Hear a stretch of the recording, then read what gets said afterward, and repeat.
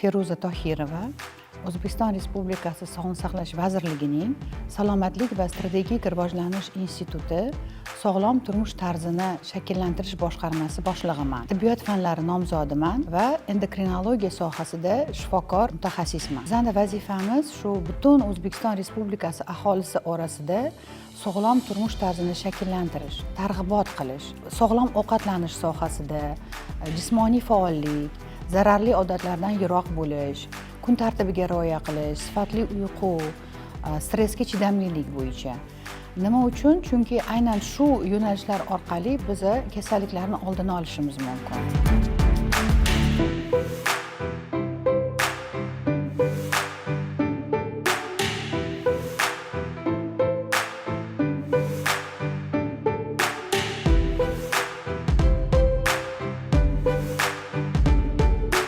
Butun dunyoda, xususan O'zbekistonda ham afsuski surunkali, yuqumli bo'lmagan kasalliklar, ya'ni qandli diabet 2-turi, infarkt, insult, arterial gipertoniya, ya'ni qon bosimini oshishi, o'pkaning surunkali obstruktiv kasalligi va hattoki saratonning ayrim turlarini haddan tashqari ko'p tarqalganligini guvohi bo'lib turibmiz. Bu kasalliklarni asosi ortiqcha tana vazni va semizlikdir. Lekin inson semirishdan oldin unda qorin qo'yish kuzatiladi. Buni ilmiy tilda abdominal semizlik deyiladi. Shuning uchun bu bizning vazifamiz aholi orasida targ'ibot qilib, ularni da'vat qilishimiz kerak sog'lom turmush tarziga rioya qilishga, sog'lom ovqatlanishga, jismonan faol bo'lishga va shunda biz aynan shu kasalliklarni oldini olgan bo'lamiz. Sivilizatsiya rivojlangan sari afsuski inson kam harakat bo'lib bormoqda. Mana masalan, bizga o'xshab ofisda ishlaydiganlar kun bo'yi kabinetda kompyuter oldida o'tiramiz va bu ham o'sha kam harakatlilik, ya'ni gipodinamiyaga sabab bo'ladi. Ko'pincha biz tavsiya beramiz, jismoniy faollik bilan shug'ullaninglar deb. Lekin ko'pincha ish vaqti cho'zilib ketishi mumkin. Jismoniy faoliyat bilan shug'ullanishga imkoniyat bo'lmasligi mumkin. Shunda oddiy mashqlar, o'sha kun davomida oddiy mashqlar bilan shug'ullanish mumkin. Masalan, ayniqsa bu muhim tushlikdan keyin. Agar insonda jismoniy faollik kam bo'lsa yoki qorin qo'yish bo'lsa, ovqatdan yarim soat o'tgandan keyin, lekin 2 soatdan o'tib ketmasdan u qandaydir jismoniy faollik, masalan, oddiy o'tirib turish, shu bilan shug'ullanishi mumkin. Yengil harakatlar qilish mumkin, mashqlar qilish mumkinki, o'sha o'zini sog'lom saqlash borasida.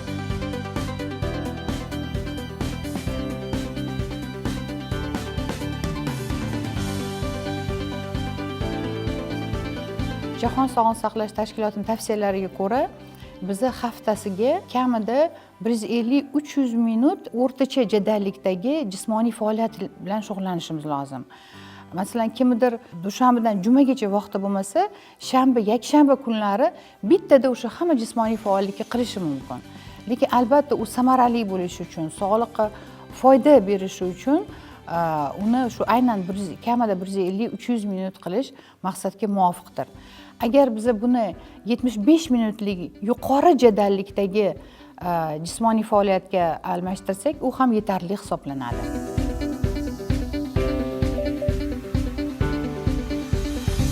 Ozish muammolarini o'rganish jarayonida men bir narsa bilan to'qnash keldimki, inson o'zini o'zi semiz hisoblamas ekan. Masalan, qorin qo'ysa ham o'zini o'sha muammoni bilmas ekan.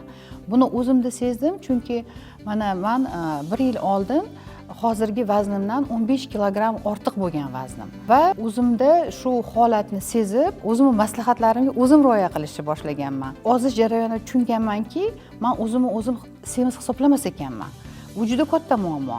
Chunki agar inson qanaqadir muammoni tan olmasa, unga yechim qidirmaydi. Men 88 kilogramm bo'lganman, hozir 73 kilogramman.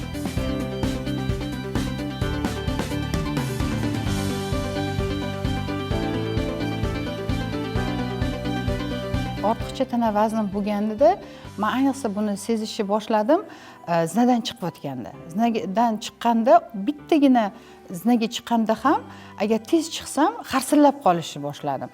Men o'zimga o'zim savol berdim. Men 44 yoshdaman. Nima uchun bunaqa bo'lish kerak? Bu sog'lom hisoblanmaydi-ku. va shundan keyin harakatlarim boshlangan. Hozirda mana 73 kilogramm vazndaman va o'zimni juda sog'lom, erkin, yengildek his qilaman.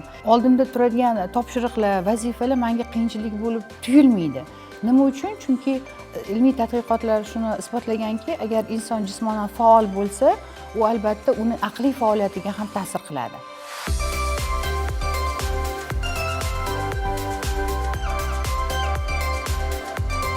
Ozishda eng asosiy narsa, aynan O'zbekistonga xos narsa shuki, bizda butun donli mahsulotlarning iste'moli kamayib ketgan. Va butun donlilarda ozuqa tolalari bor. Ozuqa tolalari yana meva, sabzavotlarda bor, yong'oq pistalarda bor, dukkaklilarda bor. Mana loviya, moshga o'xshagan. Ozuqa tolalarining o'ziga xos tomoni shundaki, ular bizani ishtahamizni bo'g'adi. Mana e'tibor beringlar, qadimda bizani ota-bobolarimiz nonushta qilishgan, tushlik qilishgan, kechki ovqat qilishgan, orasida yengil tamaddi bo'lgan bo'lishi mumkin. Tolma choy deyilar edi. Lekin hozir tez-tez qornimiz ochib qoladigan bo'lgan. Ko'plarda shunaqa.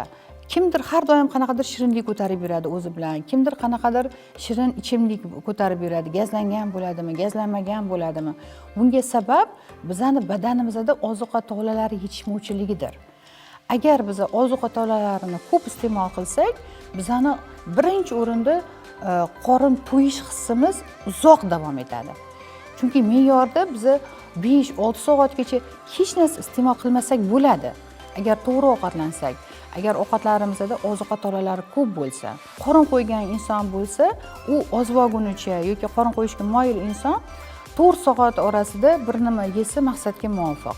Shuning uchun har 2 soatda yoki mana kimdir hozir ovqatlandi, yarim soatdan keyin qorin ochish hissini sezish bu juda ham noto'g'ri. Aynan shu bizani semirtiradi.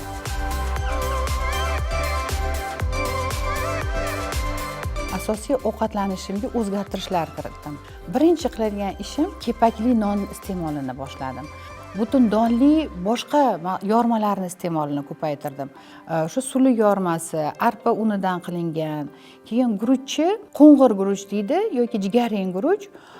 Uyimda agar ovqatga guruch solishim kerak bo'lsa, aynan shuni xarid qilishni boshladim. Ozuqa tolalarini yeyishni boshlasangiz, sizni shakarga tortmay qo'yadi. Men oldin kuniga kofe, choy, shakarli ichaverar edim, shakar sovurar edim. Lekin hozir mana ozuqa tolalarini ko'p iste'mol qilganim uchun, sabzavotli salatlarni xom bo'ladimi, pishirib bo'ladimi, ko'proq iste'mol qilganim uchun menda o'sha shirinlikligi bo'lgan ehtiyoj kamaydi. Umuman uyga shirin narsani sotib olishni to'xtatdim. Loviyani ko'p ishlataman, no'xatni ko'p ishlataman. Mana biz o'zbek taomlarimizda no'xat sho'raydigan ovqat bor, mo'xora degan, lekin biz ularni faqat bayram kunlari iste'mol qilamiz. Va u bayram kunlari u juda yog'li bo'ladi. Men o'zimni taomlanishimga aynan shu mahsulotlarni yog'sizlantirilgan ko'rinishda iste'molini boshladim va natijani ko'rdim.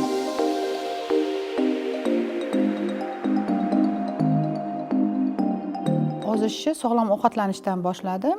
Keyingi qadamim bu jismonan faol bo'lishdir. Dam olish kuni, yakshanba kuni 1 soat tennis o'ynashga boraman. 1 yildan biri.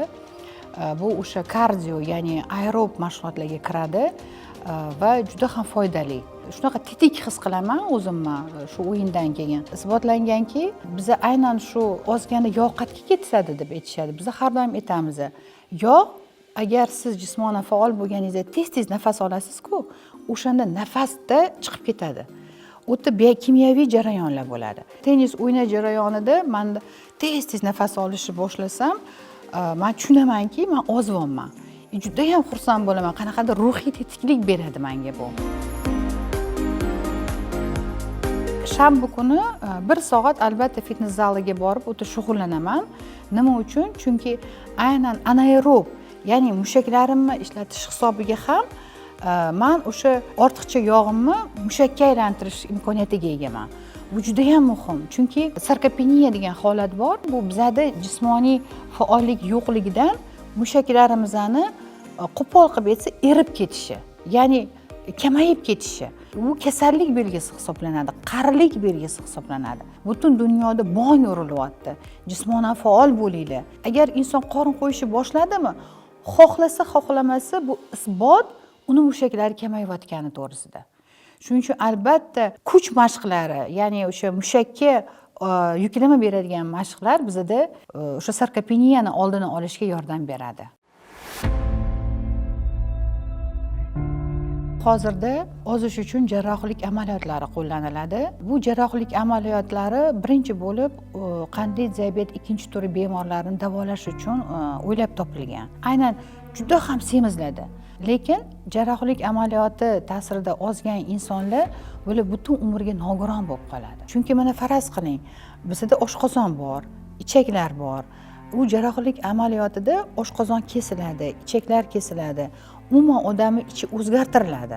Me'yorda kechadigan jarayonlar buziladi. Bizda oshqozonimizda kasl ichki omili degan narsa ishlab chiqariladi. Agar oshqozon kesilsa, o'sha narsa ishlab chiqarilmaydi va insonda kamqonlik kuzatilishi mumkin. Ayniqsa 12 barmoq ichak agar rezeksiya qilinsa, kesilsa, u yerda malabsorpsiya rivojlanadi. Ya'ni bizni o'sha ovqatlar bilan ichimizga qabul qiladigan foydali ozuqa moddalari, foydali vitaminlar, foydali minerallarni so'rilishi buziladi va shunda qandaydir kasalliklar rivojlanishni boshlaydi. Va jarrohlik amaliyotini o'tkazgan inson butun umr davomida qandaydir dori vositalarini, qo'shimcha mineral, qo'shimcha vitaminlarni qabul qilishga majbur bo'ladi. Lekin isbotlanganki, aynan shu vitaminlarni, minerallarni agar biz ovqat bilan emas, alohida qabul qilsak, ovqat bilan qabul qilganlikdagi samara bo'lmaydi. Bu isbotlangan. Ovqatni o'rnini hech narsa bosmaydi. Shuning uchun men agar ozgina ham ortiqcha tana vazni bo'lgan insonlarda jarrohlik amaliyotini o'tkazishga juda ham qarshiman. Hozirda ukol dorilar ko'payib ketgan ozish uchun. Lekin uni ham men agar qanaqadir ko'rsatma bo'lmasa, qandli diabet 2-turi bo'lmasa, tavsiya qilmas edim. Nima uchun? Chunki bu yangi dorilar, biz hali bilmaymiz qanaqa nojo'ya ta'sirlari borligini. Bu nojo'ya ta'sirlar qanchalik odamlar ko'p shu ukolni olsa, keyin chiqib keladi. Chunki hamma sun'iy narsa baribir ham mantiqan qanaqadir nojo'ya ta'sirga olib kelishi mumkin. Buni tabiiy qilish usuli bor. Buni Yaponiyada qo'llashadi.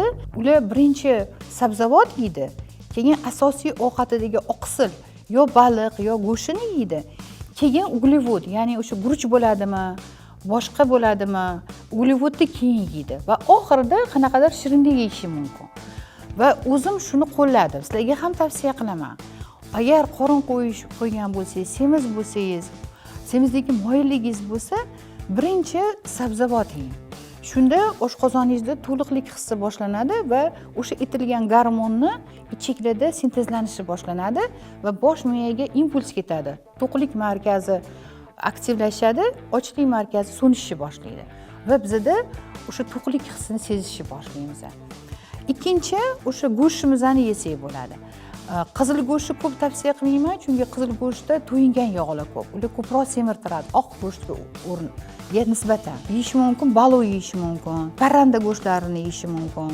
Oxirida men masalan osh qilsam, qo'ng'ir guruchdan, jigarrang guruchdan osh qilsam, birinchi mana shunaqa yeb olaman. Birinchi salat, keyin ichidagi sabzisini, keyin go'shtini, oxirida guruchini.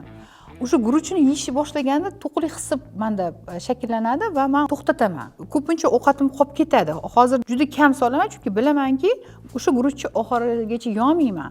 Chunki aynan o'sha guruch meni semirtiradi. Va albatta shirinlikni o'zimda hozir chegaralamayman. Nima uchun? Chunki ozganimdan keyin shirinlikka ehtiyoj qolmaydi men. Hammada qolmaydi. Bu shunaqa endokrinologiya qonuni. Lekin bemalol shirinlik yeya olaman, chunki bilamanki ozuqa-to'lalar yedim. Ozuqa-to'lalar yeganimdan keyin men ichimda gormonlar bir maromda ishlashni boshladi va menga bu shirinlik ziyon qilmaydi.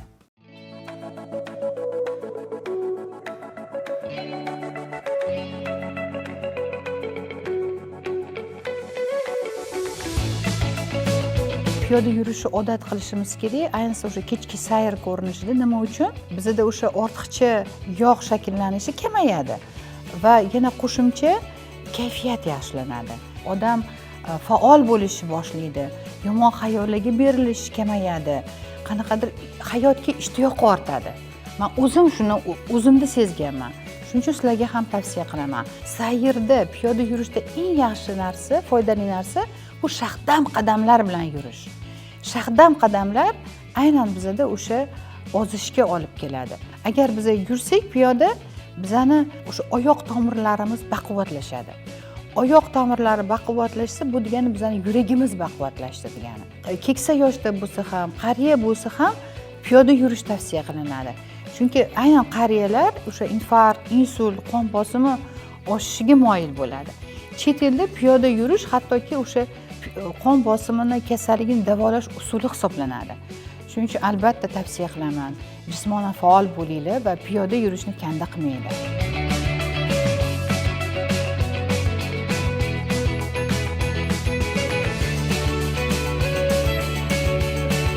Farzandlar bilan, hattoki qariyalarimiz, nevaralari bilan oilaviy sport bilan shug'ullansa, bu undan ham juda ko'p natija beradi. Kimdir erinib qolsa, yuring ada ketdik yoki bolajon erinsa, o'g'lim ketdik deb qanaqadir jismoniy faollik bilan shug'ullansa, shunda oilaviy munosabatlar ham yaxshilanadi. Chunki jismoniy faollik bu isbotlangan kayfiyatni yaxshilaydi. Agar kayfiyat yaxshi bo'lsa, atrofdagilar bilan bizning muomalamiz yaxshilanadi. Bir-birimizni dilimizni ortish kamayadi. Shuning uchun albatta oila davrasida qanaqadir sport turlari bilan yoki jismoniy faollik bilan, hattoki oddiy sayrga oilaviy chiqish ham juda foydali. Agar sog'lom bo'laman desangiz, agar uzoq umr ko'raman, farovon hayot kechiraman desangiz, albatta sog'lom ovqatlaning, jismonan faol bo'ling. Sizga sog'lik, salomatlik, baxtli va farovonlik hayot tilab qolaman. Siz bilan Feruza Tohirova bo'ldi. Doimo harakatda bo'ling.